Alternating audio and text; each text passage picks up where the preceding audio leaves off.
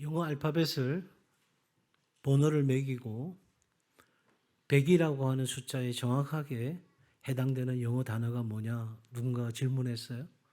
사랑, 믿음, 희망, 용기.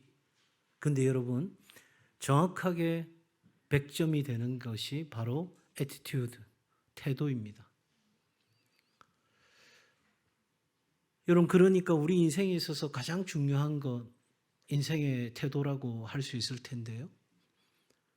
적어도 오늘 우리가 닉 부이치치 이야기 속에서 보게 되는 것은 신체 조건만 본다면 누구보다도 절망하고 불평해야 당연한 것 아니겠습니까? 태어날 때부터 불편한 존재가 된 겁니다. 얼마나 많은 어려움과 생각지도 못했던 한계가 그의 삶을 짓눌렀을까요? 근데 그의 얼굴에는 언제나 밝은 미소와 기쁨이 있습니다. 그 이유는 그의 인생의 태도, 다시 말하면 그 태도의 가장 근원적인 성품이 바탕이 되었기에 그 삶은 우리에게 크나큰 용기와 도전을 주고 있는 것입니다. 3년 동안 36가지 성품을, 그래서 한 달에 한 가지 성품을 계속해서 우리가 함께 배우고 또 익히고 훈련하고 실천하려고 하는 것은 우리 장년들에게도 이 성품은 너무너무 중요한 것이죠. 왜냐하면 예수 그리스도를 닮아가는 삶은 곧 성품적인 삶에 있어서 예수 그리스도를 닮는다는 것 또한 의미하기 때문입니다. 더구나 우리의 자녀들에게 정말 중요한 것은 이 성품을 누구도 가르치지 않고 어느 곳에서도 배울 수 없는 이 성품을 배우지 않는다면 우리 자녀들이 장성하여 어른이 되었을 때 사회에서 구성원으로서 살아가게 될 때 여러 가지 많은 어려움을 겪을 수밖에 없다 하는 것입니다. 그러기에 이 성품의 중요성을 여러분들이 다시 한번 깊이 생각하시고 이 매월의 성품주일 예배를 사모함으로 함께 참여해 주시면 좋겠습니다. 그러면 오늘 우리의 주제인 기쁨으로 돌아가서 성경이 말하는 기쁨은 무엇일까? 성경이 말하는 기쁨과 일반 사람들이 말하는 행복은 완전히 다릅니다. 사람들이 언제 기뻐합니까? 언제 행복해합니까? 사건과 조건으로 행복한 겁니다. 내가 좋은 학교에 대학을 들어가게 되고 내가 원하는 직장에 취입하게 되고 그리고 내가 원하는 물건을 가질 수 있었을 때 그런 어떤 사건이 일어나고 조건이 충족되었을 때 사람들은 기쁘다, 행복하다, 즐겁다 이렇게 말하는 것이죠. 그러나 여러분 이것은 일시적인 감정입니다. 그렇기 때문에 세상을 살아가는 사람들은 지금도 수많은 해프닝이 내 삶 가운데 일어나기를 바라는 거예요. 사건이 일어나기를 바랍니다. 또 즐거운 사건이 없을까? 재밌는 사건이 없을까? 나를 기쁘게 해줄 수 있는 그런 사건이 없을까? 여러분 제가 종종 이야기하죠. 결혼할 때 우리 남자 청년들은 가장 최고조로 달했을 때 결혼을 하고 그 다음부터는 점점 식어가는 거예요. 그때를 바라보면서 오빠 변했어? 이건요 모르는 말입니다. 오빠는 변하게 되어 있습니다. 쭉 가는 오빠는 없어요. 여러분 이렇게 내가 가장 사랑하고 좋아하는 것도 우리는 그 사건과 조건이라는 상황 속에서 한계를 경험하게 되죠. 그래서 사람들은 야, 내가 원하는 것들을 좀 줄여. 내가 바라고 기대하는 수준을 좀 낮춰. 그래가지고 말하는 것이 소확행입니다. 작지만 확실한 행복을 추구하는 거예요. 큰 사건 안 일어나도 좋아. 작은 사건에도 행복하고 작은 조건이 채워져도 행복한 거. 그걸로 행복하면 되는 것 아니야? 근데 여러분 그 작은 것마저도 채워지지 않을 때 우리는 진짜 낙심하고 절망하는 거죠. 그래서 세상 사람들이 말하는 기쁨, 행복은 조건이 사라지면, 사건이 일어나지 않으면 다 사라지는 거예요. 그러나 여러분, 성경이 우리에게 가르쳐 주는 기쁨은 우리가 오늘 성경에서 기뻐할 때에 우리 소원을 만족해 하시는 그 하나님의 역사가 일어나는 기쁨. 사도 바울이 주 안에서 항상 기뻐하라 했을 때의 그 기쁨, 그것은 다름 아닌 선택과 태도인 것입니다. 뭐와 뭐라고요? 선택과 태도입니다. 그러니까 환경이나 어떤 조건이나 사건이 아니라 여러분 내가 기뻐하기로 선택하는 겁니다. 감정은 기쁘지 않아요. 상황은 기뻐할 만한 상황이 아니에요. 내가 열심히 공부했지만 성적이 곤두박질 쳤어요. 집에 성적표 들고 오기도 창피스럽고 분명히 내가 한 소리 들을 것 같아요. 그래서 내가 조작까지 하고 싶은 마음이 들지만 실력이 없어서 조작은 못하겠고 그래서 꽁꽁 숨겨두고 싶은 그런 상황에서 내가 기뻐하는 건 말이 안 되죠. 그런데 하나님을 믿는 우리는 그런 어떤 환경이나 상황에 상관없이 나의 조건에 상관없이 우리가 기뻐하기로 결단하는 거예요. 그리고 그 기쁨이 내 삶의 태도가 되도록 우리는 살아가는 거예요.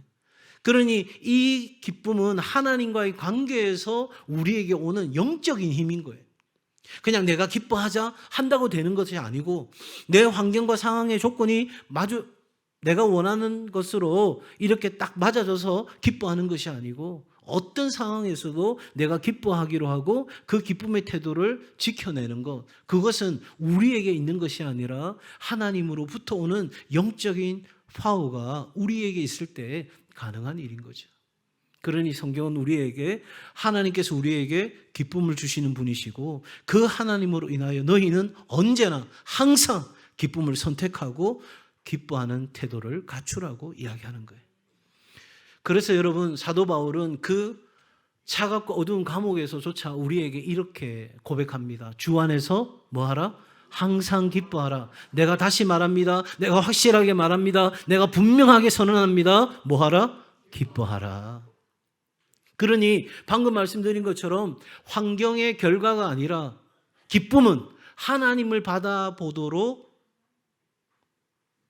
결정하는 우리의 마음의 성품인 거예요.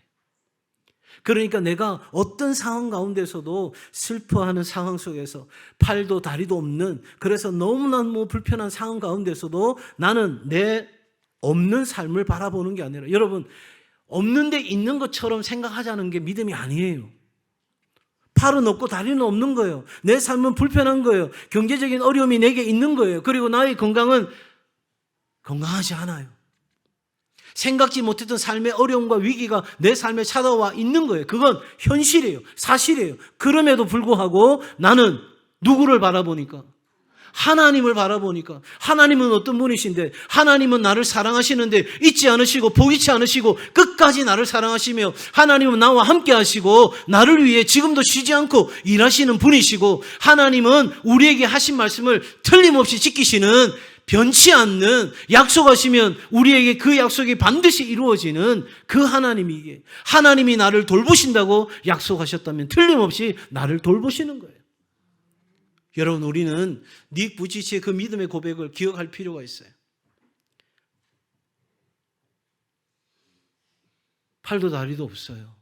그러나 하나님이 내게 약속하신 그 하나님이 내게 팔과 다리도 주실 수 있는 하나님이시기에 나는 신발장에다가 내가 원하는 사이즈의 신발을 딱 갖다 놓는 거예요. 그럼 여러분 뭐라고 그러겠어요? 진짜 솔직하게 이야기하면 뭐라고 이야기했어요? 그런 일이 일어나겠어? 그런 일이 되겠어? 애기도 아는 이야기예요. 아니요. 그런데 그는 누구를 신뢰하는 거예요? 하나님을 바라보는 거예요. 그러니 그 절망적인 상황 속에서도 밝은 얼굴로 웃을 수 있는 것을 I'm happy 라고 고백할 수 있는 이유는 내게 팔이 생겨서 다리가 생겨서가 아니고 여러분 하나님께서 나를 돌보신다. 하나님이 나를 지키신다. 하나님이 나를 끝까지 함께 하신다. 여러분 그 다리가 그 팔이 어떻게 생겨날지는 누구도 몰라요. 그러나 지금 우리 과학기술만 보더라도 여러분 어느 날 닉 부이치치가 손을 가지고 발을 가지고 우리 앞에 서는 날이 곧 올 수도 있는 거예요. 하나님이 어떻게 일하실지 하나님이 어느 때에 어느 시간에 일하실지 우리는 다 알지 못하지만 하나님 바라보면서 하나님을 끝까지 붙들면서 나아갈 때 우리는 기뻐할 수 없는 상황에서 기뻐할 수 있다 하는 겁니다. 그러므로 이 기쁨은 성도에 있어서 거룩한 의무인 거예요. 해도 되고 안 해도 되는 것이 아니라 항상 기뻐하라. 언제나 기뻐하라. 어떤 자리에서도 기뻐하라. 그리고 범사에 모든 시간에 모든 상황에 감사하라. 그렇게 기뻐하고 감사할 수 없는 상황이라면 하나님 앞에 쉬지 말고 기도하라. 그리하면 나는 너의 삶 가운데 기쁨과 감사의 이유와 기도의 응답을 줄 것이니 이것은 너희를 향한 하나님의 뜻이니라. 그러므로 여러분, 기쁨은 선택의 문제가 아니에요. 그리스도인에게 있어서 기쁨은 내가 해도 되고 안 해도 되는 게 아니에요. 내가 여전히 기쁨을 상황적으로 어떤 사건과 어떤 조건이 채워졌을 때 찾아오는 기쁨을 가지고 있다면 여러분, 죄송하지만 번지수 잘못 찾으셨어요. 우리는 그런 정도의 기쁨으로 살아갈 사람들이 아니에요. 그런 정도의 기쁨은 누구나 하나님을 알지 못하는 사람도, 예수 그리스도가 주인이 아닌 사람도 그 정도의 기쁨은 다 누리고 살아가요. 그런데 우리는 세상이 줄 수 없는 평안, 세상이 줄 수 없는 기쁨, 그래서 여러분 슈퍼갭인 거예요. 초격차인 거예요. 이건 게임이 안 되는 거예요. 수준이 다른 거예요. 급이 다른 거예요. 바로 이 자리로 예수님께서 저와 여러분을 초대하신 줄로 믿습니다. 그러니 내가 오늘 이 자리에 예배하고 있다는 것은 내가 기뻐하는 것이 나에게 있어서 거룩한 의무라는 것을 기억한다는 것이죠. 우리는 일반적으로 이렇게 생각합니다. 그리스도를 따르면서 고난을 견디고 희생하고 절제하고 순종하는 것, 이것이 참으로 훌륭한 미덕이라고 생각합니다. 맞습니다. 고난의 삶을 짊어지는 것 귀한 일이죠. 그러나 성경은 거기서 한 걸음 더 나아가서 기뻐하는 것이 그리스도인의 의무라는 거예요. 다시 말하면 희생의 기쁨을 노래하는 사람, 그러한 고난과 고통과 그 십자가를 지는 삶이 내게 기쁨이라고 즐거움이라고 행복이라고 말할 수 있는 사람, 바로 그가 하나님을 기뻐하는 것이고 그것이 곧 존재 목적이 되는 거죠. 이 기쁨에 그 영광에 절대적으로 순종한 믿음의 사람들이 한두 사람이 아니죠. 여러분 다윗은 탄식시에서 이렇게 고백합니다. 하나님 어느 때까지입니까? 어느 때까지입니까? 제가 어느 때까지 견뎌야 하는 것입니까? 그런데 그 탄식이 바로 기도와 간구로 변합니다. 하나님 나를 도와주소서, 나를 지켜주소서, 나를 살려주소서. 그런데 그 기도와 간구가 하나님 앞에 감사로 바뀝니다. 하나님이 나를 그렇게 행하시는 줄 믿습니다. 하나님의 역사를 나는 신뢰합니다. 그리고 그 감사는 곧 찬양으로 바뀝니다. 기쁨으로 바뀝니다. 상황은 달라진 것 없습니다. 그러나 내게 약속하신 하나님이 틀림없는 분이시기에 반드시 흐트러짐 없이 내 삶에 가장 좋은 때에 가장 좋은 방법으로, 가장 필요한 방법으로 내 삶에 역사할 분인 것을 알기에 여호와는 나의 목자이시니 내가 부족함이 없으리로다. 나는 기뻐합니다. 예수님 말할 필요가 없죠. 그 십자가를 지고 걸어가는 여정에도 힘써 애써 더욱 간절히 겟세마네에서 기도했던 그 예수님의 몸부림치는 아픔이 있었으나 나의 원대로 마옵시고 아버지의 뜻대로 하옵소서. 그리고 평안히 그 길을 걸어가시는 예수님 내면의 그 깊은 기쁨이, 그 예수님을 믿고 따라가는 바울은 고백합니다. 나는 어떤 상황 속에서도 기뻐하기로 결정합니다. 제가 가장 좋아하는 사도 바울의 삶의 고백입니다. 철학입니다. 고린도서 6장 10절에서 그는 이렇게 고백합니다. 근심하는 자 같으나 항상 기뻐하고 가난한 자 같으나 많은 사람을 부유하게 하고 아무것도 없는 자 같으나 모든 것을 가진 자로다. 근심하는 자, 가난한 자, 아무것도 없는 자. 세상이 볼 때 마치 닉 부이치치처럼 아무것도 없는 사람이 바울이었어요. 근데 그는 내가 육신적으로 바라보는 삶의 자리가 아니라 하나님으로부터 오는 것을 보게 되니 항상 기뻐하고 많은 사람을 부유하게 하고 나는 모든 것을 가진 참 기쁨을 누리는 삶이 되었노라고 고백합니다. 성도의 삶은 이 거룩한 성도의 의무, 기쁨을 놓지 않고 살아가는 사람들이 그리스도인인 것입니다. 여러분 선물 좋아하십니까? 일부보다는 조금 더 대답해 주셔서 감사해요. 그러면 선물을 주신 분도 좋아하시나요? 네. 생일날 부모님께 정말 갖고 싶은 최고급 장난감을 선물 받은 아이가 있습니다. 그런데 선물을 꼭 껴안더니 좋아하면서 선물을 준 부모님은 바라보지 않는 거예요. 그때 부모 마음은 어떨까요? 예. 저희 집 강아지도 저를 좋다고 하더니 갑자기 저기서 간식 이러면 팍 뛰어가지고 거기만 바라보는 거예요. 그래서 제가 저희 집 반려견에게 이야기합니다. 니도 변했네. 여러분, 성적, 돈, 건강, 뭔가 하나님으로부터 내게 복이 주어지면, 선물꾸러기만 주어지면 좋아하고 행복해하고 기뻐하는데, 사실 그 하나님을 기뻐하지 않는다면 우리는 본질적인 기쁨을 누릴 수가 없어요. 왜냐하면 그 선물꾸러미는 내가 원하는 것일 수도 있고 원치 않는 것일 수도 있어요. 근데 하나님은 하나님의 뜻 가운데서 우리에게 가장 유익한 것을 주시는 거예요. 그래서 고난도 유익이 되는 거예요. 우리는 싫죠. 저도 싫어요. 고난 받는 사람 원치 않아요. 그냥 목회가 쭉 편했으면 좋겠어요. 즐거웠으면 좋겠어요. 행복했으면 좋겠어요. 그러나 저는 분명히 압니다. 제 이 목회 여정에도 어느 고난이 있을 수 있고 내가 생각지 못했던 정말 황무한 삶의 자리에서 홀로 고립감 가운데 있는 시간들이 제게도 찾아올 수 있다는 걸 너무나 잘 압니다.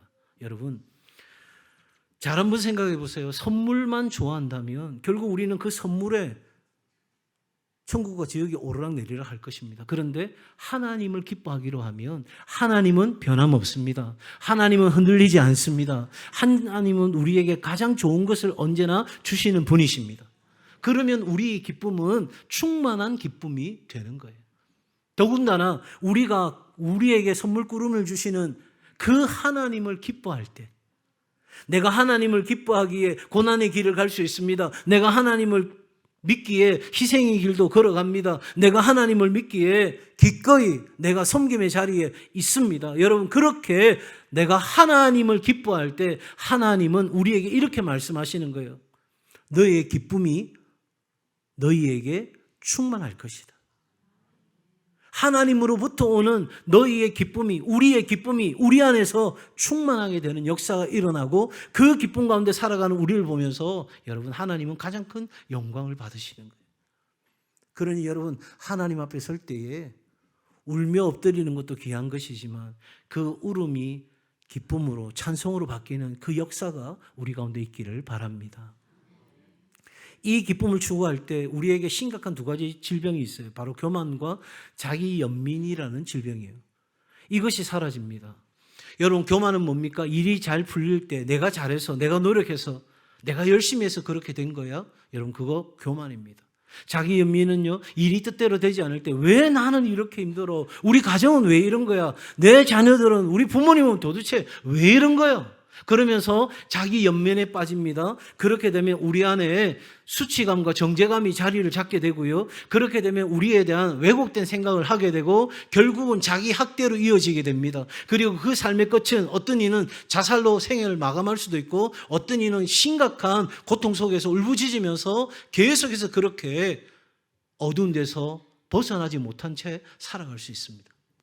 그러므로 여러분, 우리가 이 기쁨을, 하나님으로부터 오는 기쁨을 깨닫게 된다면 어떤 환경 상황 가운데 있다 할지라도 하나님을 찬양하고 기뻐할 수 있는 거예요. 잘 되었을 때는 모든 것이 하나님 덕분입니다. 하나님이 하셨습니다. 그렇게 우리가 인정할 수 있는 거죠.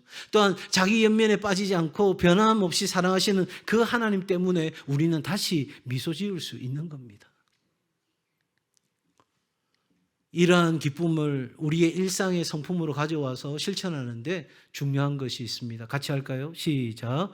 불쾌한 상황에 좋은 태도를 유지하는 것. 다시 한번 합니다. 시작. 불쾌한 상황에 좋은 태도를 유지하는 것. 여러분, 불쾌한 상황에서는 불쾌해지는 게 당연한 것 아니겠어요? 제가 전에도 한번 말씀드렸지만 우리에게는 자극이 오고 거기에 대한 반응이 있어요. 불쾌한 자극이 와요. 그럼 우리는 대부분 어떻게 반응하죠? 좋게 반응하나요? 아니죠. 예. 저도 집에서 한 소리 탁 들으면 바로 반응이 탁 가는 순간은 둘 다 얼굴이 시뻘게 가지고, 예. 여러분, 이 자극이 올 때 우리 가운데 쿠션이 필요한 거예요. 쿠션. 그 쿠션을 저는 이렇게 STC라고 말씀드렸어요. 스탑하고 생각하고 선택하는 것. 이 쿠션을 부딪히게 되면 반응을 내가 선택할 수 있는 거예요. 그냥 자동 반응이 아니라 선택할 수 있는 거예요.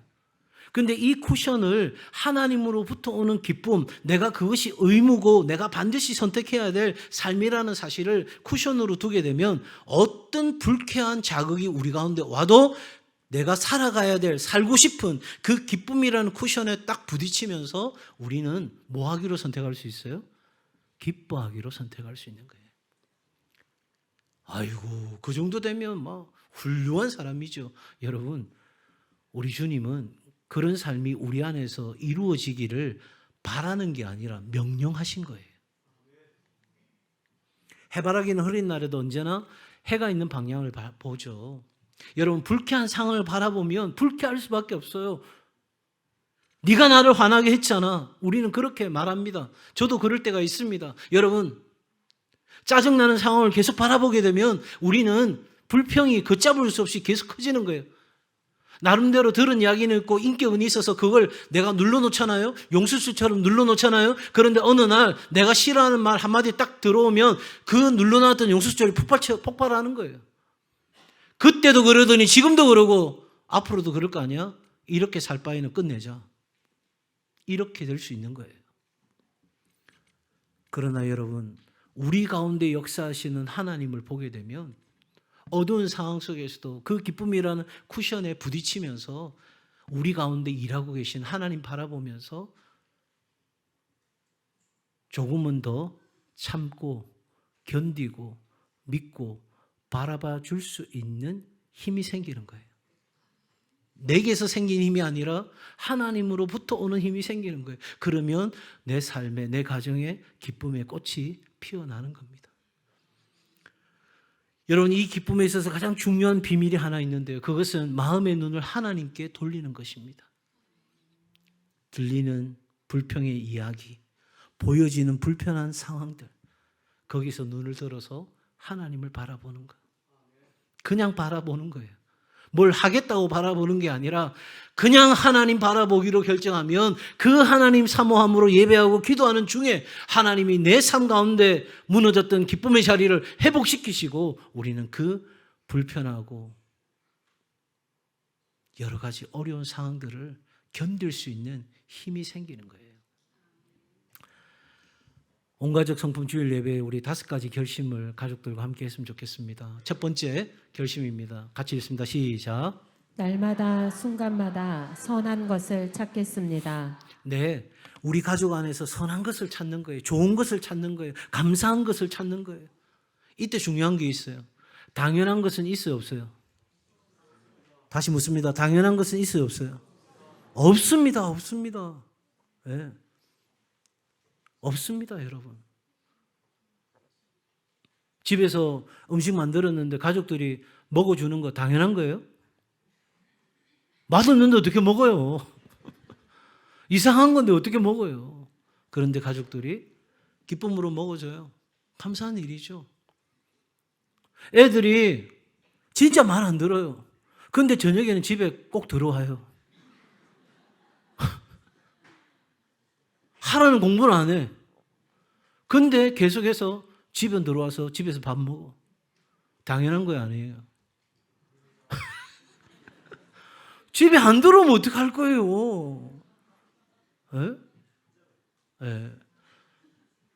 여러분, 당연한 건 없어요. 그러니 사소한 것이라도 선한 것, 좋은 것, 감사한 것 찾아내는 가족이 행복한 거예요. 그런 삶이 하나님의 복을 받는 삶인 거예요. 어느 자리로 가든지 잘못된 거, 이상한 것, 뭔가 모난 것, 삐뚤어진 거 기가 막히게 보는 눈이 있어요. 그게 보이시거들랑 주여 내 눈을 감겨주시고 좋은 것 선한 것만 보게 해 주옵소서.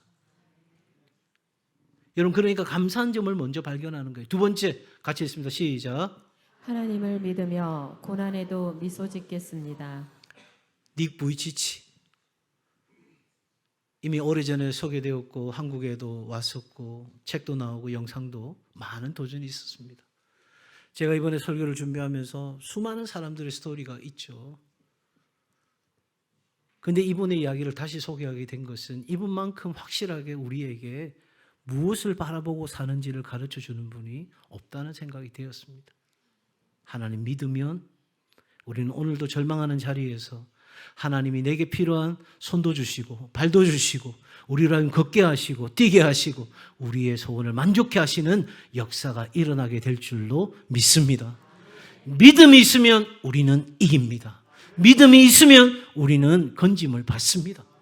그러니 고난에도 미소 짓는 가족이 되었으면 좋겠고요. 세 번째 시작. 어떤 상황에서도 낙심하거나 절망하지 않겠습니다. 네. 우리가 어떤 상황에서 낙심하고 절망한다는 건 뭐예요? 이걸 해결할 힘이 나한테 없다는 거잖아요. 근데 우리는 누구를 믿는다고 고백해요? 하나님을 믿는다고요. 그렇다면 내가 그 상황에서 콧바뜨리고 기죽어서 이것도 못해 저것도 못해 이것도 안 돼 저것도 안 돼 라고 이야기하는 것은 내 삶을 사랑하고 내 삶과 함께하고 내 삶 가운데 역사하실 하나님을 무기력한 하나님으로 만들어버리는 거예요. 제가 어릴 때 막 울고 있으니까 저희 아버지가 그러시는 거예요. 야, 아버지가 죽었냐 엄마가 죽었냐 뭘 그렇게 울어. 제가 그래서 그때부터 우는 것도 안 되고 웃는 것도 안 되고 여러분 우리의 감정을 쏟아 울 수도 있겠죠. 탄식할 수도 있겠죠. 그러나 어느 순간 그 상황보다 그 문제보다 하나님은 크십니다. 그렇다면 잠깐은 울 수 있고 잠깐은 낙심할 수도 있지만 우리는 이내 정신을 차리고 우리의 흐트러진 마음을 바로 세우고 하나님은 살아계신다. 하나님은 시퍼렇게 살아계신다. 하나님은 나를 사랑하신다. 하나님은 나를 건지신다. 하나님은 오늘도 지금도 나를 위해 새로운 일을 행하고 계신다. 그 믿음으로 기뻐하는 거예요. 네 번째 같이 읽습니다. 시작. 내 감정이 말과 행동을 지배하지 못하게 하겠습니다. 여러분 감정이 태도가 되게 해서는 안 되는 거예요. 그래서 방금 제가 말씀드린 이 자극과 반응 사이에 쿠션이 있어야 된다고 이야기했던 이유가 여기에 있습니다. 우리는 많은 경우 감정이 태도가 됩니다. 우리 미래 세대들 들으십시오. 여러분들이 어릴 때부터 행했던 감정이 태도가 되는 삶은 어른이 되면 바뀌는 게 아니에요. 그 성품은 어릴 때 만들어져 갔던 성품은 계속해서 내가 어른이 되어도 드러나기 마련입니다. 여러분, 감정이 우리의 태도가 되지 않도록 우리의 말과 행동을 지배하지 못하도록 그렇게 우리의 감정을 지켜내고 다스리는 은혜가 있기를 바랍니다. 마지막 다섯 번째 결심입니다. 같이 할까요? 시작. 매일 웃으며 찬양하는 시간을 갖겠습니다. 제가 설교 준비하면서 그런 생각이 들었어요. 아이들 어릴 때는 제가 텔레비에 찬양을 막 틀어놓고 거기서 춤도 추고 막 이렇게 했거든요. 근데 지금 이제 아이들이 뭐 부산으로 대구로 이렇게 가 있는데 집사람하고 저하고 둘이서 막 그렇게 하는 것도 웃기지 않겠어요. 근데 제가 참 좋아하는 것 중에 하나가 아이들과 함께 차를 타고 가면서 큰 소리로 뭐 옆에 가는 차에 방해는 안 될 정도로 크게 찬양을 틀고 함께 찬양하고 노래하는 그 시간이 참 즐겁고 좋아요. 여러분 가정 안에서 함께 노래하는 맨날 18번만 부르지 마시고 두만강 푸른 물에 이렇게만 하지 마시고 정말 하나님을 기뻐하는 찬양을 여러분 가정에 함께 하시고 이왕이면 춤을 추시고 오늘 마지막 결단 찬양도 춤추는 찬양이거든요. 제가 일부에 보니까 별로 춤추는 분이 안 계셔요. 어디 저 관광버스에서는 다 이렇게 흔드시는데 여러분 기쁨이 흐르는 예배가 찬양이 기도가 감사가 여러분 가정에 넘치시기를 주의 이름으로 축복합니다. 기쁨의 사람에게 주시는 하나님의 보상은 힘과 건강입니다. 내게도 그 기쁨이 강력한 힘을 줄 뿐만 아니라 내 주위의 사람들에게도 영적 에너지를 공급하고 모든 사람을 북돋워주는 힘이 됩니다. 그리고 건강. 요즘 건강들 너무너무 중요하게 생각하시죠? 마음의 즐거움은, 기쁨은 양약이 됩니다. 그러니 여러분, 내가 기뻐하기로 결정하고 내가 지끈거리는 머리, 쑤시는 팔다리, 그것보다는 내가 하나님 기뻐하고 하나님 찬양하기로 결정하는 순간 내 안에 더 강력한 면역력이 나를 건강하게 세워가실 줄로 믿습니다. 우리가 꿈꾸는 인생은 돈 많은 인생이 아니에요. 우리 자녀들 앞으로 인생 비전이 뭐야? 건물주. 그런 거 아니에요. 하나님이 주시는 기쁨이 가득한 인생이 최고의 인생인 거예요. 왜냐하면 그 기쁨은 사라지지 않는 거니까. 그 기쁨은 줄어들지 않는 거니까. 그 기쁨은 나도 살고 너도 살고 우리도 살리는 기쁨이니까. 그래서 주 안에서 항상 기뻐함으로 모든 아픔을 이기는 인생이 되시기를 바라고요. 많은 사람들은 기쁨의 반대가 슬픔이라고 생각합니다. 그런데 성경은 우리에게 분명 가르칩니다. 기쁨의 진짜 반대말은 하나님 없이 내 힘으로 살려는 마음이에요. 그러면 이 마음으로 살게 되면 우리는 반드시 한계에 직면하게 되고 그 직면한 한계 속에서 우리는 좌절하게 되고 그 좌절한 인생은 기쁨을 빼앗기게 되고 기쁨을 빼앗긴 우리는 계속해서 절망을 되씹고 여전히 우리의 삶에 가장 고통스러운 어둠으로 들어가는 일을 스스로 선택하고 갈 뿐인 거예요. 하나님 안에서 가장 큰 만족을 누릴 때 하나님은 가장 큰 영광을 받으신다는 걸 기억하시면서 오늘 하루도 기쁨으로 살아가기를 바라고요. 6월 환경을 보지 않고 하나님을 바라봄으로 세상이 감당하지 못하는, 세상이 줄 수 없는 영적 초격차에 세상 사람들과는 완전히 수준이 다른 그런 기쁨을 누리면서 사시기를, 그런 가정이 되기를 주의 이름으로 축복합니다.